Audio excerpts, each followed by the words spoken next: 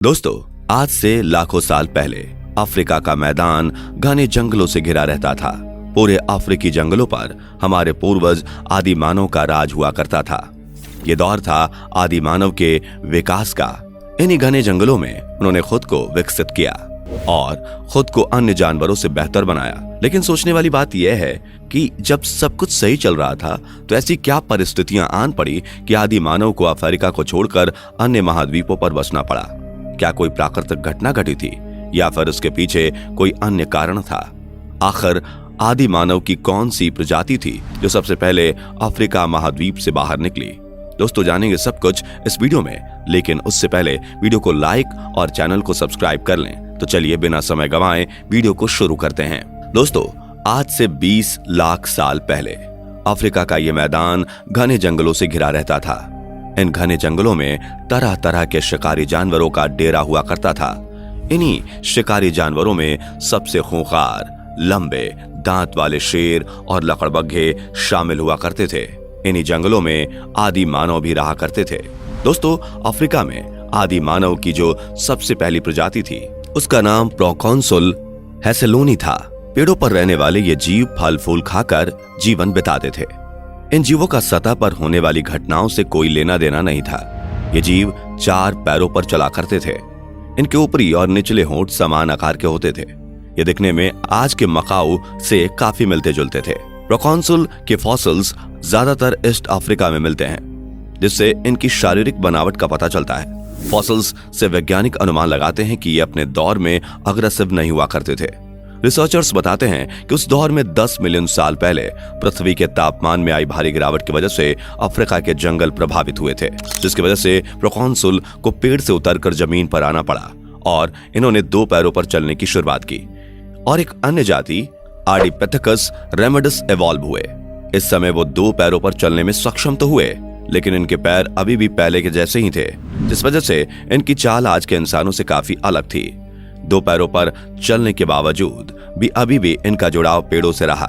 ये अपने दोनों हाथों की मदद से पेड़ पर चढ़ा करते थे। जैसे जैसे अफ्रीका में पेड़ की संख्या कम हुई, ये भी इवॉल्व हुए और एक नई प्रजाति अफ्रीका के जंगलों में विकसित हुई, जिसे ऑस्ट्रेलोपिथेकस एफ्रेंसिस के नाम से जाना गया। इन जीवों के अंदर सभी चीजों को जानने और समझने की जिज्ञासु प्रवृत्ति ने जन्म लिया। इनके दिमाग का विकास हुआ। इनकी शारीरिक संरचना में भी बदलाव आया। इनकी चाल इंसानों से काफी ज्यादा मेल खाती थी और ये झुंड में रहा करते थे। ये प्रजाति आमतौर पर शाकाहारी हुआ करते थे। ये फलों पत्तों को खाकर ही अपना जीवन बिताते थे, लेकिन मांस मिलने पर ये उसे भी खा लिया करते थे। जैसे जब शेर, तेंदुआ या लकड़बग्घे अपने शिकार को खाने के बाद छोड़ देते थे तो ये उन्हें खाते थे। ये खुद शिकार नहीं किया करते थे, क्योंकि इनके पास उस समय आधुनिक हथियार नहीं हुआ करते थे। कई बार जब इन्हें भोजन नहीं मिल पाता था तो ये पेड़ों की जड़ों को भी खा लिया करते थे। 1.5 मिलियन साल पहले ऑस्ट्रेलोपिथेकस भी इवॉल्व हुए और धरती पर इंसानों की पहली प्रजाति ने कदम रखा। वैज्ञानिकों ने इन्हें होमो हैबिलिस का नाम दिया। होमो हैबिलिस के बाद से ही मानव ने कभी पीछे मुड़कर नहीं देखा।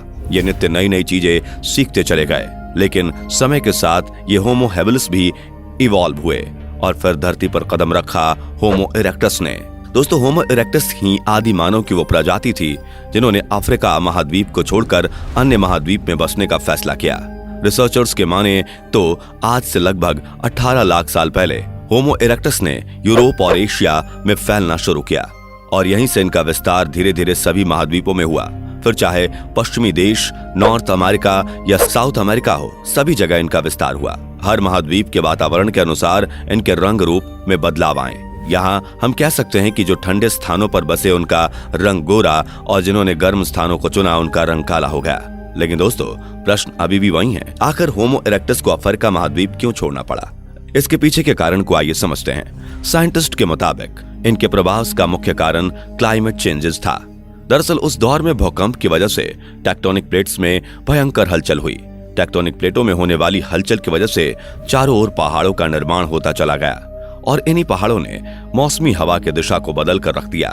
हवा की दिशा बदलने की वजह से घने जंगल सूखने शुरू हो गए। दोस्तों, इस घटना से घने जंगल घास के मैदानों में बदल गए जलवायु के इस परिवर्तन की वजह से हमारे पूर्वज होमो इरेक्टस अफ्रीका महाद्वीप को छोड़कर अन्य महाद्वीपों में बसने के लिए निकल पड़े। इस जलवायु परिवर्तन का प्रभाव महाद्वीप में रहने वाले अन्य जानवरों पर भी पड़ा, जिन्होंने या तो खुद को उस वातावरण में ढाल लिया या फिर विलुप्त हो गए, जबकि वहीं होमो इरेक्टस पलायन करते हुए सभी महाद्वीपों में फैल गए।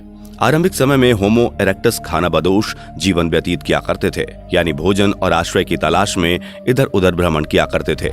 लेकिन धीरे धीरे समय के साथ इनका विकास हुआ और अब ये अपने पूर्वजों के मुकाबले काफी ज्यादा क्रिएटिव और बुद्धिमान हो गए। अब ये पेड़ों पर चढ़ने की कला को भूलकर जमीन पर चलने और दौड़ने में माहिर हो गए। होमो इरेक्टस अपने पूर्वजों के मुकाबले अपनी जरूरतों को पूरा करने में सक्षम हो गए थे, और ये तो आप सभी जानते हैं कि जरूरतें ही नई खोज को जन्म देती हैं। मनुष्य की इस प्रजाति ने आधुनिक मानव बनने में औजारों का बहुत बड़ा योगदान रहा। ईस्ट अफ्रीका में मिले जानवरों की हड्डियों से यह पता चलता है कि इन जानवरों को किसी धारदार हथियार से मारा गया है। रिसर्च में ये बात सामने आई है कि होमो इरेक्टस ने अपने दौर में लकड़ी और पत्थर के हथियार बनाना शुरू कर दिया था। औजारों के दम पर ही मनुष्य ने शिकार करना सीखा, औजारों से औजार बनाना सीखा, और सबसे महत्वपूर्ण, औजारों से अपने से ज्यादा ताकतवर जंगली जानवरों से खुद का बचाव करना सीखा। अगर मनुष्य खुद का बचाव नहीं कर पाता तो उसका हजारों साल से इस धरती पर टिके रहना असंभव था। यानी कि मानव रूप में ये काफी ज्यादा विकसित हो चुके थे और खुद को हर परिस्थिति में ढालना सीख चुके थे।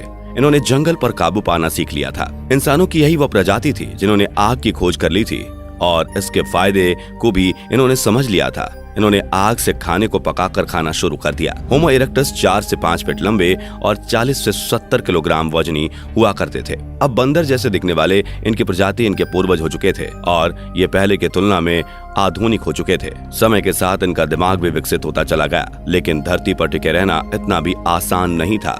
धरती पर जीवन कई कठिनाइयों से भरा पड़ा था, लेकिन इवोल्यूशन की दूसरी प्रजाति होमो हाइडेलबर्जेनेसिस खुद को इसमें ढालने में काबिल थी। ये धरती के पहले इंसानी प्रजाति थी जिनके दिमाग का आकार और वजन आधुनिक इंसान के बराबर था, लेकिन इनकी आंखें, जबड़े और चेहरे अभी भी बड़े थे। लेकिन इस आखिरी चरण में ये लगभग पूरी तरह से विकसित हो चुके थे। ये घर बनाना जान गए थे। इतना ही नहीं, वे मृत लोगों को दफनाना भी शुरू कर चुके थे। उन्होंने कला की वस्तुओं का निर्माण करना भी शुरू कर लिया था। हम कह सकते हैं कि अब मानव जान चुका था कि धरती पर उसे किस तरह से रहना है और अपना जीवन विकसित करना है, कैसे खुद के लिए भोजन और पानी की व्यवस्था करनी है और किस तरह से खुद का बचाव करना है। यह सभी चीजें ये सीख चुका था। आप ये समझ लीजिए कि यहाँ तक पहुँचने के लिए इंसान इवोल्यूशन के कई मुश्किल भरे पड़ावों से गुजरा। होमो हाइडेलबर्जेनेसिस प्रजाति तक पहुँचने के लिए इंसान की 20 प्रजातियां इवोल्यूशन के पड़ाव से गुजरी थीं। समय के साथ साथ एक एक करके ये सभी प्रजातियां धरती से विलुप्त हो गईं और जो रह गए वो होमो सेपियंस के रूप में विकसित हुए। होमो सेपियंस यानी कि आधुनिक मानव कई मिलियन साल तक चलने वाले इवोल्यूशन के बाद धरती पर जन्म लेता है। इनका ब्रेन का साइज पहले से बहुत ज्यादा विकसित था। ये काफी ज्यादा क्रिएटिव थे। ये एकमात्र ऐसे प्रजाति हैं जिसने अपनी जिंदगी को आसान बनाने के लिए हर वो चीज डेवलप कर ली जिसकी जरूरत महसूस हुई। इन्होंने लगातार अपने विकास पर काम किया और आज आप देख सकते हैं कि हम कहाँ हैं। लेकिन दोस्तों, आपको ये बात समझ लेनी चाहिए कि सीखने का यह सिलसिला अभी खत्म नहीं हुआ है और ना ही कभी खत्म होगा। अगर हमें अपनी सिविलाइजेशन को आगे भी कायम रखना है तो हमें खुद को हर परिस्थिति का सामना करने के लिए तैयार करना होगा। तो दोस्तों, आज के लिए फिलहाल इतना ही। मुझे उम्मीद है कि आज आपको बहुत कुछ जानने और समझने को मिला होगा। वीडियो अच्छी लगी हो तो इसे लाइक, कमेंट और शेयर करें और इस तरह के और भी अमेजिंग एंड इंटरेस्टिंग वीडियोस देखते रहने के लिए चैनल को जरूर सब्सक्राइब कर लें। Thanks for watching.